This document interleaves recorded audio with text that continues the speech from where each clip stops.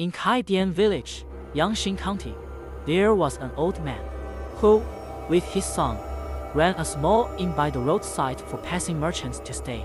Several cart drivers, who transported goods back and forth for trade, were regular customers at the inn. One dusk, 4 men arrived at the inn together seeking lodging, but the old man's rooms were already full. The 4 men had no other choice, so they repeatedly urged him to find a solution. The old man thought of a place, but was afraid the guests would not be satisfied. The guests quickly said, "As long as there is a place to lie down, we can't be picky." At that time, the old man's daughter-in-law had just passed away, and her body was kept in the house. The son had gone out to buy a coffin and had not yet returned. The old man thought that the mourning home was still empty, so he took the guests there.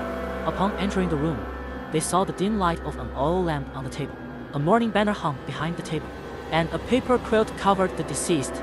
Looking into the inner bedroom, there was a large communal bed. The 4 guests were tired from their day's travel, and soon after lying down, snoring filled the air. Only one guest was still groggy and not asleep. Suddenly, he heard a rustling sound from the mourning bed. He opened his eyes and saw that the female corpse had lifted the paper quilt and sat up.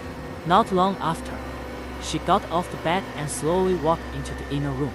Her face was sallow, and a piece of raw silk headscarf was tied on her forehead. She walked to the bed and leaned over, blowing on each of the 3 sleeping guests. The guest who was not yet asleep was terrified, fearing that he would be next. So he secretly pulled the quilt over his head, holding his breath and listening for any sound. Not long after, the female corpse indeed came over and blew on him, just as she had on the others. After a while, the guest felt her leave the room, and after hearing the sound of the paper quilt, he cautiously peeked out. The female corpse was lying straight again as before. He was terrified but dared not make a sound, so he secretly used his foot to kick the other 3, but they did not move at all. He thought there was no other way but to put on his clothes and run. As soon as he got up and picked up his clothes, the rustling sound was heard again. The guest was scared stiff and quickly lay down, shrinking his head back into the quilt. He felt the female corpse come to him again, blowing on him several times before leaving. After a while, he heard a sound from the mourning bed. Knowing that she had lain back down, this guest slowly reached out from under the quilt to find his pants, hastily putting them on, and ran out barefoot. The female corpse immediately got up and tried to chase him. As soon as she lifted the curtain, she saw that he had already unlatched the door and rushed out. The female corpse pursued him relentlessly.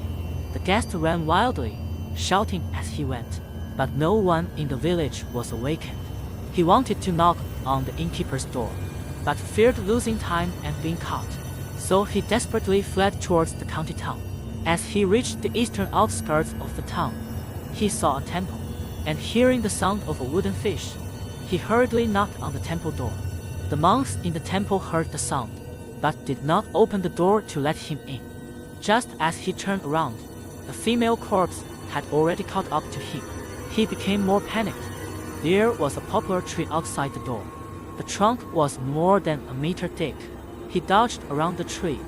When the female corpse went right, he went left.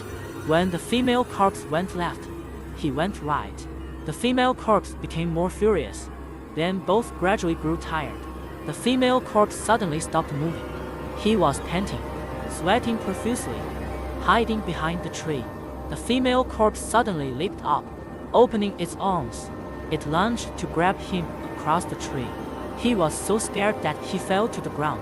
Unable to catch him, the female corpse hugged the tree and stood there stiffly. Monks in the temple had been eavesdropping for a long time. Only when there was no more movement outside did they slowly come out to check. They saw him lying on the ground, and with a lamp's light. He still had a slight breath in his chest, so they carried him into the temple. He regained consciousness after a whole night. The monks gave him some hot water to drink. They asked for the reason, and he recounted the events. The monks went to the tree to look, and were greatly shocked. They saw a stiff female corpse hugging the tree. Then they reported it to the authorities.